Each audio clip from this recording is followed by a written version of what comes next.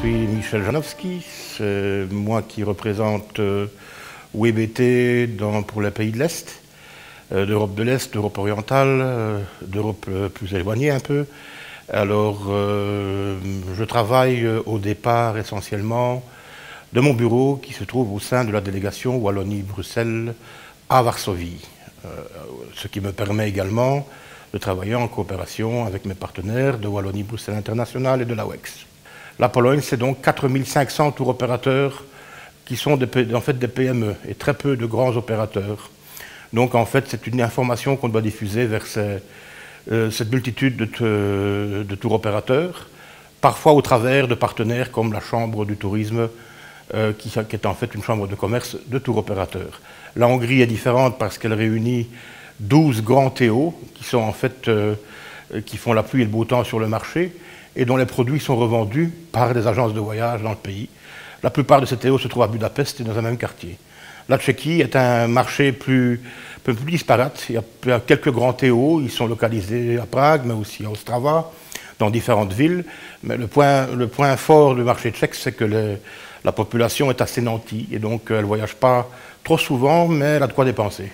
Si on parle de type de produits, d'objectifs recherchés par des voyageurs, pour la Pologne, ce sont avant tout les villes d'art et de culture qui sont fortes chez nous, l'événementiel, les grands événements. Je suis même parfois surpris qu'ils sont au courant d'événements dont je ne connais pas l'existence. Ce sont les sites historiques, les grandes villes, les grands sites historiques, les grands événements historiques. C'est aussi la culture, les sites UNESCO. C'est finalement beaucoup de choses. C'est un grand pays, une grande population, donc chacun a quelque peu ses habitudes et ses objectifs recherchés. La Hongrie, ce sont essentiellement des sites historiques, des sites presque emblématiques. Ils ne voyagent pas très souvent, moins que les Polonais. Et ils aiment bien aller vers des sites phares, des lieux phares, peut-être retrouver la trace d'Hongrois sur place quelque part. C'est aussi un peu, et ça c'est valable pour la Pologne aussi, c'est un peu la gastronomie, nos spécialités, le chocolat, la bière. Et c'est aussi prendre un peu de bon temps et un peu de goûter un peu au rythme de vie wallon et à l'accueil wallon. La Tchéquie, maintenant, c'est une population qui est attachée à l'histoire, attachée au site historique. Et je crois qu'une de ces grandes tendances est aussi les sites brassicoles. Ce sont des maîtres de la bière et ils abordent le secteur de la bière comme des connaisseurs et pas comme des concurrents. Et donc, on peut, en promouvant la bière wallonne en Tchéquie, parler tout à fait de l'industrie brassicole au très haut niveau avec des partenaires tchèques. Les Polonais, avant tout, c'est le cas je crois pour les autres marchés aussi, recherchent des matériaux qui sont illustrés. Ça peut être des supports papier, des supports informatiques, beaucoup d'illustrations, quand même des notions de prix, pour voir si le jeu en vaut la chandelle, pour ne pas s'engouffrer dans des discussions qui pourraient paraître très prometteuses et qui après seront, je veux dire, qui vont buter sur des prix qui seront excessifs. C'est aussi, je sais que le public polonais en est friand, des cartes. Tout ce qui est cartes, plan de ville, plan de site, etc. Tout ça, ça accroche. Je veux dire, voilà, c'est grosso modo ce que je peux dire.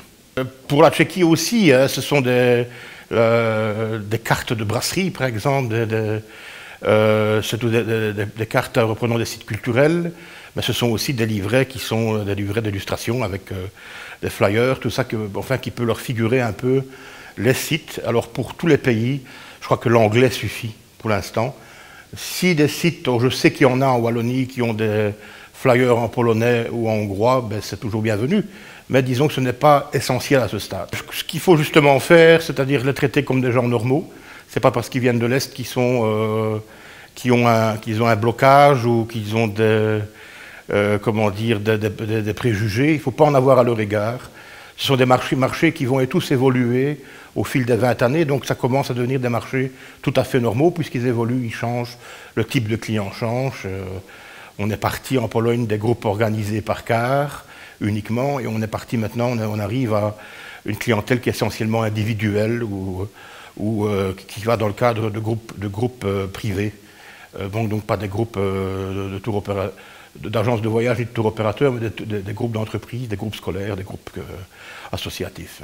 Je pense que l'initiative en tant que telle est bien entendu excellente. C'est probablement la première fois que des représentants du secteur touristique des pays de l'Est vont prendre part à quelque chose d'aussi ambitieux. Donc je souhaite quand même pour eux beaucoup de succès, et pour vous aussi, dans la mesure où ça me ferait plaisir qu'ils puissent goûter à ce marché, que vous puissiez trouver comment dire, obtenir toute la confiance voulue dans ces nouveaux touristes, en fait, nouveaux touristes européens.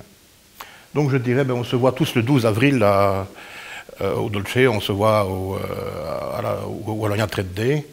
Je dirais alors do widzenia, Visonta Tašra, on croit. Do zvedania en tchèque.